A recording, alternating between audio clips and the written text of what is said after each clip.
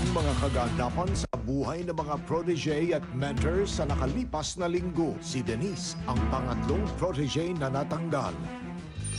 Lahat sila may maalala ko na moment. Sila Jensen at Nomer, di napigilan ang maiyak. Basta maging strong ka lang. Huwag mo ituring yung self mo na weak ka. Samantala'y maging mga mentor ay nagulat matapos i-announce na ngayong gabi.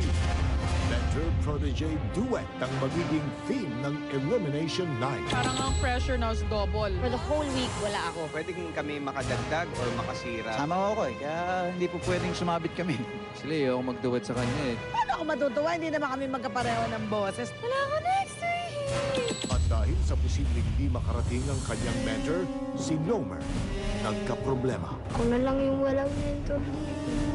Naiwan na ako. Si Kenneth, di maiwasang mabagabag dahil sa tanong sa kanya noong nakarang gala ni Judge Joey De Leon. Open ka bang sagutin yung etchosera na sinasabi? Marami na nga nang-i-issue sa akin na bading daw ako. Kasi nga daw po napakaingin ko. And so what member namang si Sander, nag-celebrate ng birthday sa loob ng quarters pero kasabay noon ay ang pag-busted sa kanya ng nililigawang si Jensen. Medyo nabobore ka dito. Baka gusto mo labas tayo. Ayoko.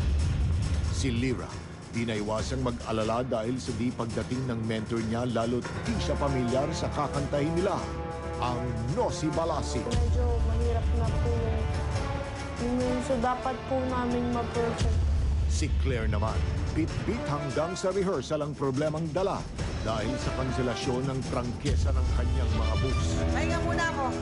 Dahil sa duets ng mga mentor at protege ngayong gabi, mas magiging maigting ang tunggalian. Di lang ang karapatang magpatuloy sa biyahe papunta sa big break ang paglalabanan, kundi pati ang karangalan ng bawat mentor bilang mga professional singers and performers. Sino ang magtatagumpay? At sino ang sasablay? Lahat ng yan masasaksihan ngayong gabi sa Protege, The Battle for the Big Break 4th Live Elimination Night.